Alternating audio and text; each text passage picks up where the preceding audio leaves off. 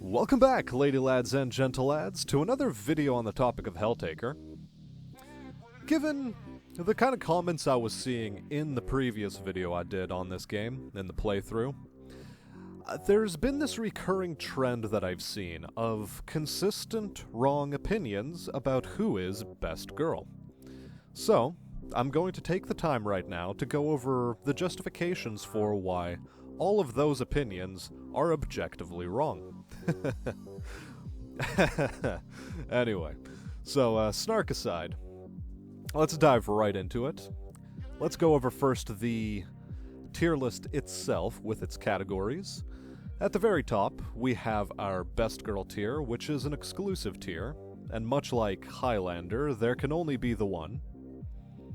In A tier, we're going to have the front runners, the ones that were almost there but didn't quite make it, and who are pretty good honorary second mentions. In B tier, we'll have the sort of average ones, the ones that are okay but not quite as outstanding as A tier, but still good. And in C tier, well, let's not treat it as a trash tier, but it's effectively the tier that is going to feature the most sort of, I'm not too sure about these ones. There's problems that need to be fixed, and we're going to address the justifications for why that is. And finally, at the very bottom here, we have the Based Bone Daddy tier. And this tier is going to be, well, it's going to be exclusive to the ones that have dicks. For starters. And second off, consider this more like the supporting cast tier. Without them, you wouldn't be able to have the game, really. They deserve their own special sort of category, and it is most certainly not a trash tier category. In a lot of ways, the game does rest on their shoulders. And so, we'll start things off by placing Polish Johnny Bravo down here in the Based Bone Daddy tier.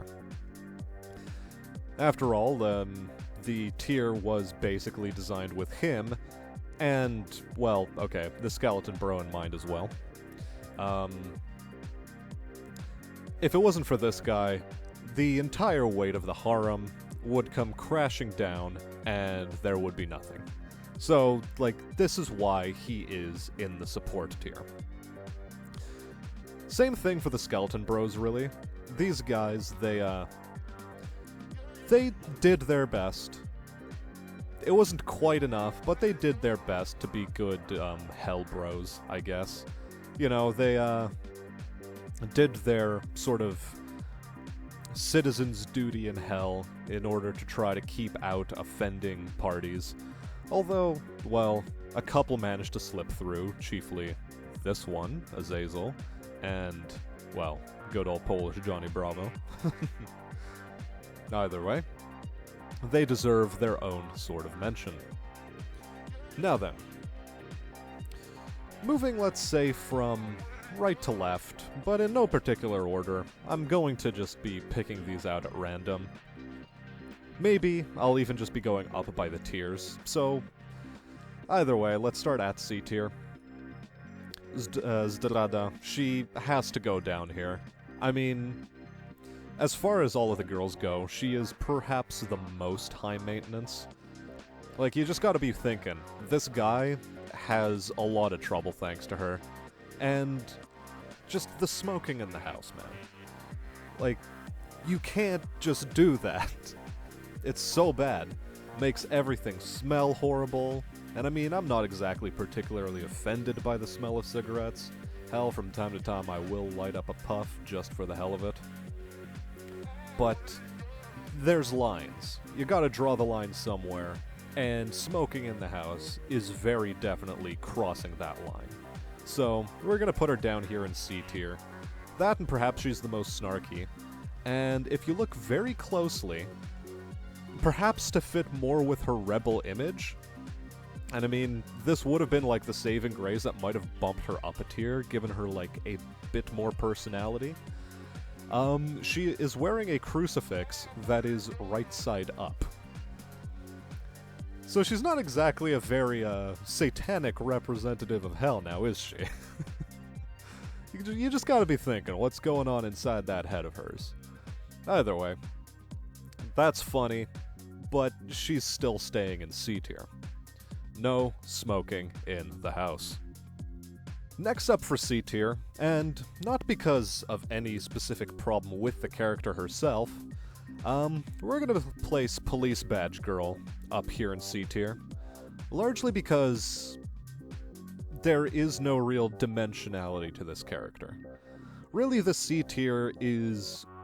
I guess you can relegate the non-dimensional characters to this tier. Like Zdrada, like she has the one dimension of being the sort of rebellious type and just snarky as all hell. Pun intended, I suppose.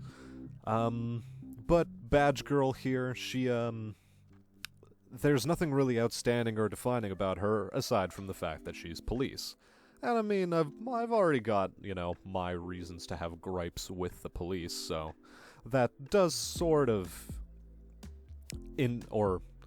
that does inform to some degree why I've placed her here. But overall, there isn't just anything outstanding or defining about her other than open up the door, it's the police. For a similar reason, we're going to place Police SWAT Girl over here.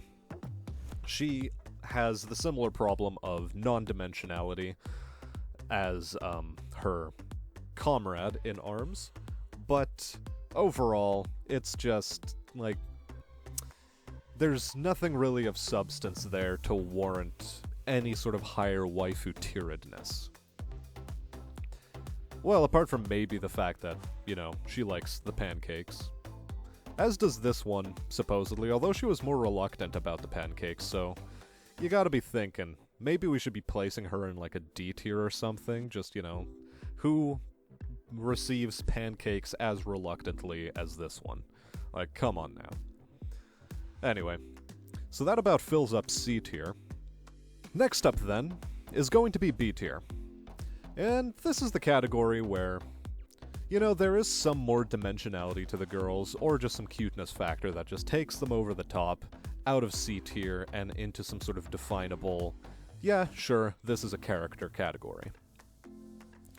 Starting things off, I think we're going to slap Modeus in here, just because, well, first off, Lust Demon, you gotta be thinking. You know, just, you gotta be thinking.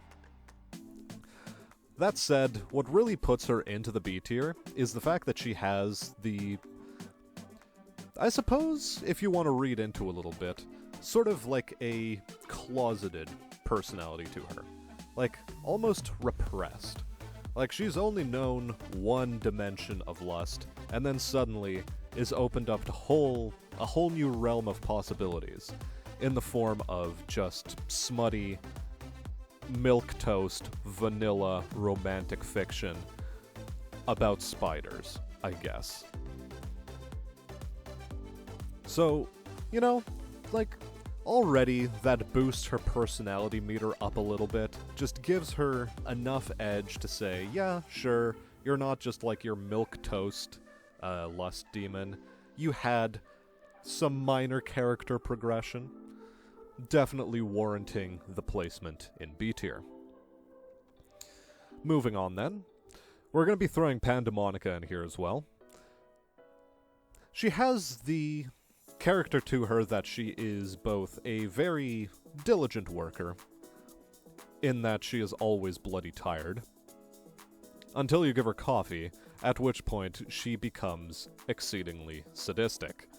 So we go from excellent customer service to literally the worst customer service person imaginable.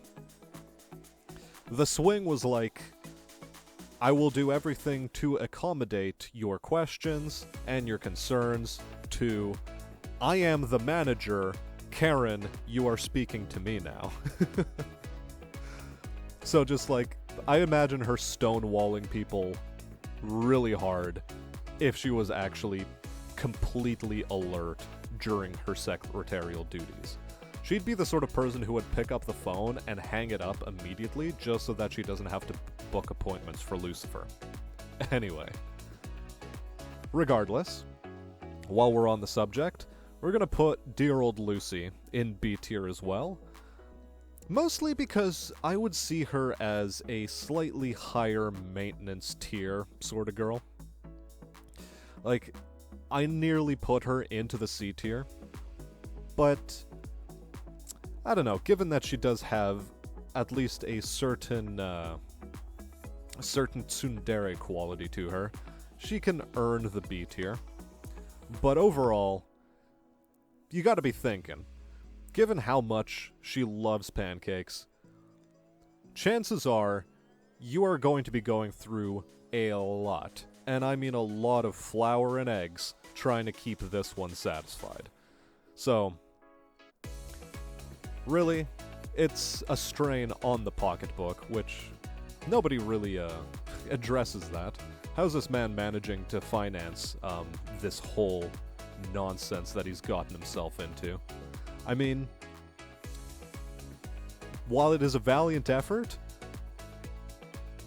I'm not sure he's going to remain in a house for very much longer. He's going to wind up homeless or just straight up being dragged down to hell because they got evicted from his house. So, whatever. Yeah, we're putting her in B tier, mostly because she eats too much. I can see her eating too much. As a bit of a side note, she has a certain Coco Hekmatyar quality from Jormungand. Not sure if anyone's watched that, but that's the kind of resemblance I see in her character, and it's a bit uncanny. Like, the character of Coco was uncanny as hell to begin with, just fucking whack, and I guess there would be a little bit of that simmering underneath the surface right here. So, best to stay on your guard. Don't put her in A tier. Put her in B tier. And to round off the B tier, we're going to be throwing in, well, the Ménage à Trois demon. Cerberus gets to take B tier, despite also being an extremely high-maintenance demon. Not only are you essentially dealing with one demon that occupies 3 bodies, you are also dealing with what is essentially 3 really big, fluffy dogs that are just going to go around terrorizing the neighborhood, stealing kids' frisbees, and peeing on old ladies. It's a problem. It's why the police were at the door, and if it wasn't for that, definite A tier. Oh, for sure. Dogs are great. There's nothing better than coming home to a dog that is just like, oh yeah, great, master's home, we're going to get some food, we're gonna go for walks, and we're just gonna go jumping up and down, excited as all hell, because dogs are great that way. But because of how high maintenance this dog would be, not only would it be going through like the large dog kibble, it would be going through 3 bags of that, or 3 times more bags of that kibble than a normal large fluffy dog would be. So again, really straining on the pocketbook, and overall unclear as to how house trained they would be. One assumes they would be pretty well house trained though, but you know, definitely not the best fit for the neighborhood. You can't exactly take these 3 out on a walk and expect good things to happen. Like, I'd imagine they'd be incinerating chihuahuas left, right, and center, which I'm fine with, because I hate chihuahuas, but it would cause problems for you because, you know, suddenly you have to explain to the police and to the city council for the upteenth time why you deserve to still have this pet ownership license in order to continue owning these demons, or this demon, as a pet. Regardless, B tier. And now, we're making rapid pace, and we're moving on to A tier. And starting off A tier, we have to put in the coolest cat that doesn't afraid of anything, and just beats up the bad guys, and is more or less a JoJo character. Not Judgment, sorry. This is Justice. I wonder if they are sisters, though, Justice and Judgment. Well, no matter. Yeah, Justice has to definitely be an A tier. Just the personality of I want to be around people having fun, regardless of who they are, is just top tier already. Doesn't quite get her into best girl tier, but it was close. It was close, because, you know, having people with warm personalities like that around you, it's always nice to have. Definite plus. And not really much more to say about Justice, apart from the fact that she is, well, downside perhaps an enabler. Like, you'd imagine that if she, if you ran into her, say, at, I don't know, anywhere in the city, she would immediately approach you and go like, hey, you want to just go axe throwing or something? And you'd have to say yes, because axe throwing sounds like a bomb-ass time. But the problem is, you'd be paying for that axe throwing, rather than just, you know, finding an axe and doing that in your own backyard, realizing how dreadful it is to do that on your own, and just how boring of an activity it actually is to do on your own. But somehow, Justice would make it seem worthwhile. And I mean, I know people like that. I know people who are basically Justice tier enablers, where they'll make any idea sound like a good idea, which you'll reflect upon in retrospect and go like, you know, I could have done this for way cheaper, but just because I was hanging out with this person, I ended up spending money to do it, and you just feel a bit weird about that. But anyway, Fang and Blorx might know who I'm talking about. Either way, yeah, Justice, definite A tier, very cool. Next up, we're going to be putting Beelzebub up here, and while the character did not feature in the playthrough, I did end up going through the game and 100%ing it, naturally, in order to unlock all the endings, and one of the secret ending characters is the narrator you see, which is an eldritch monstrosity, but decides to tone things down a little bit and put on perhaps the snappiest dress in the fucking game. The coattails of this tuxedo are literal flies' wings. It is adorned with flies. All in all, very cool aesthetic. And honestly, just apart from, like, you know, having the history of, okay, she's some sort of eldritch entity that the rest of Hell had to fight against in order to put her in a shadow zone. Just, there is a certain ingenuity to this character. Like, you, during that cutscene, and I mean spoilers, in case it wasn't already apparent, just goes about putting together a castle made out of literal darkness. So, you know, bonus points for intelligence. And on top of that, just perhaps the snappiest dressed out of every character in this game, hands down. No questions asked. Definitely deserves the A tier spot. That, you know, she was narrating your entire experience in the game, so bonus points for helping out on that front. Though she wasn't as helpful in actually giving you tips for puzzles, because, well, it's justifiable, given how she's in the shadow zone and can't actually see anything. I suppose. I don't know. Maybe there's some weird mind link that went on between these two. All in all, funny ending. Definitely worth searching out. And next up in A tier is Judgment.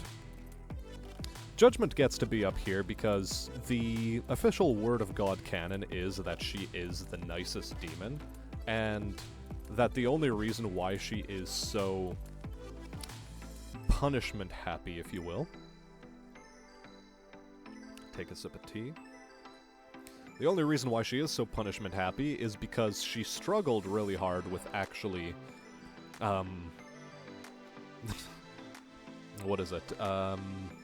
Administrating the punishments for sinners in the early days, but eventually developed a persona that allowed her to just get better at her job, and has just basically embraced her and that persona and that side of her in totality, and so she's basically a role player.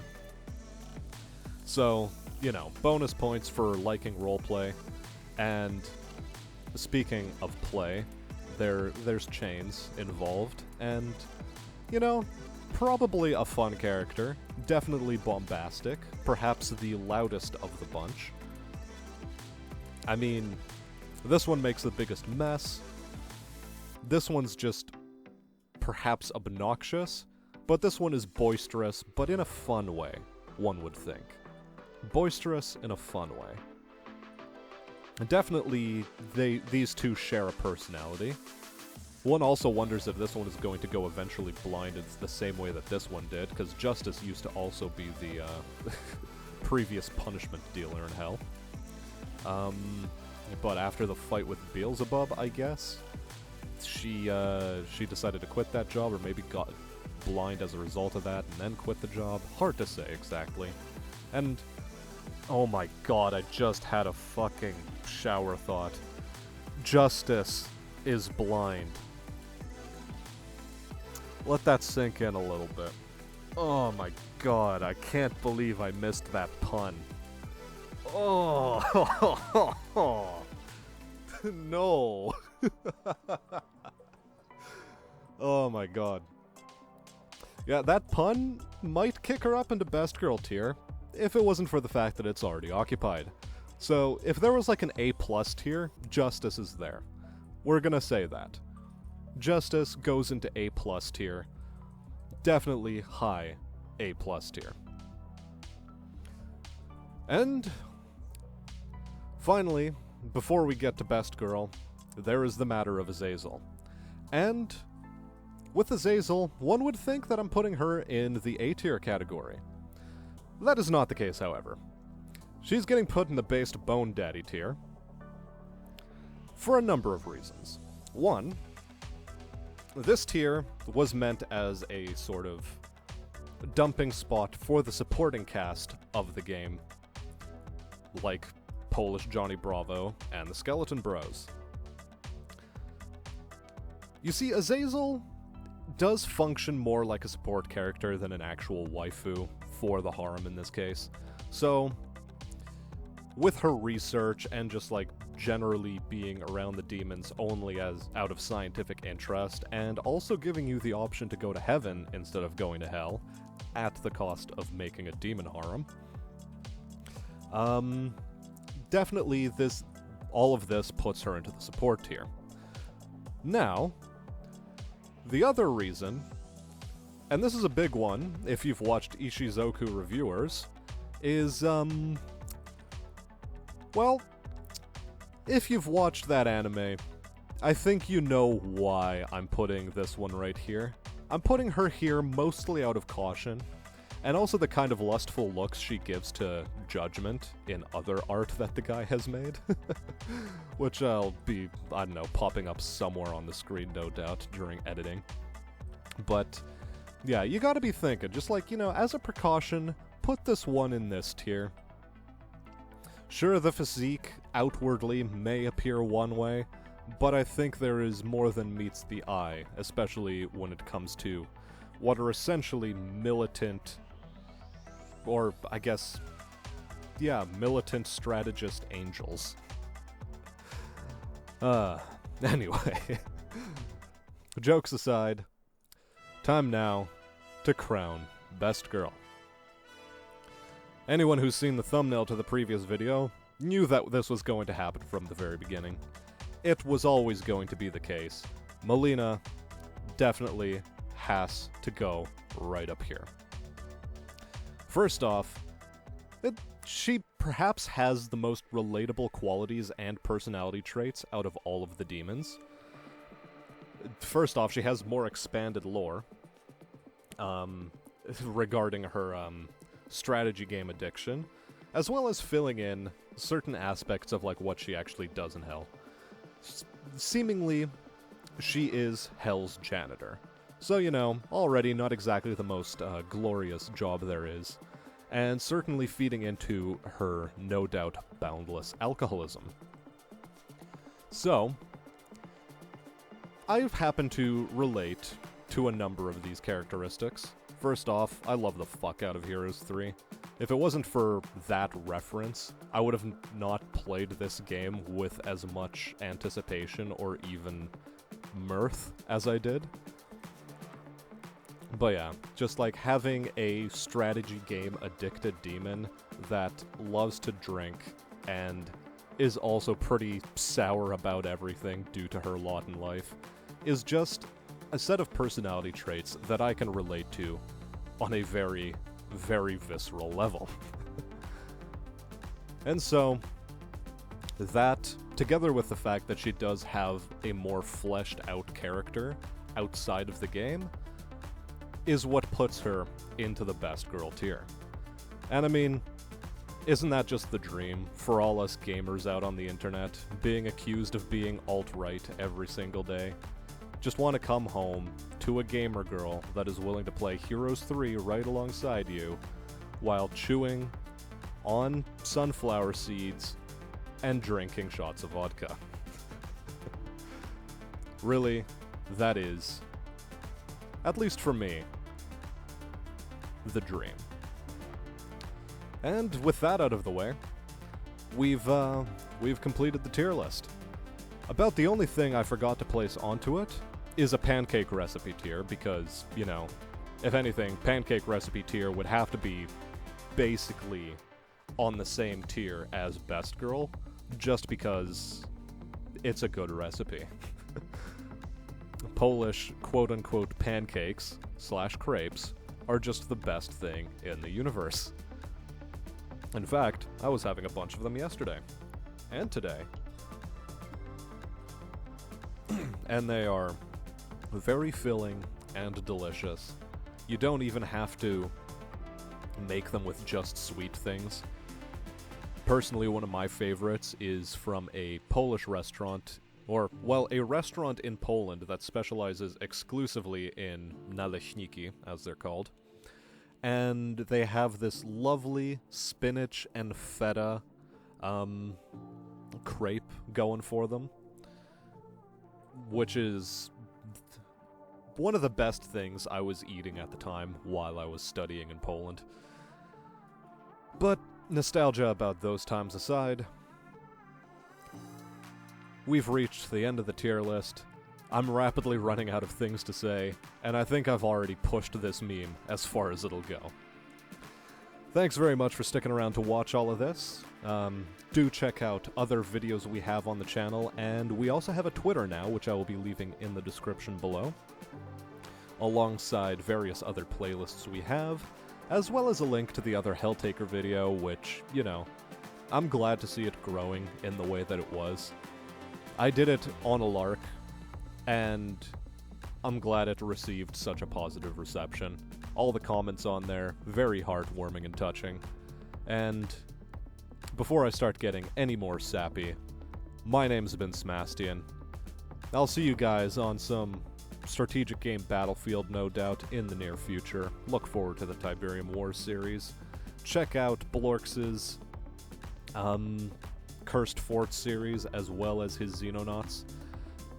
It's funny watching him miss point-blank rocket shots. And lastly, take a look at the Monster Train series that Fang is putting out. That thing is pretty cool. I've already done a cards review and dipped my toes into the waters of deck building games on this channel. And now that I've seen Fang dip his toes as well, I sort of want to try out Monster Train. It's looking like a pretty cool game. It does have that roguelite element to it. And very reminiscent of Slay the Spire, which was no doubt the main inspiration for that game. All in all, very polished, and presentation-wise and mechanics-wise, it's looking like a pretty cool game. But enough shilling the channel. You guys have been excellent, and have yourselves a good day.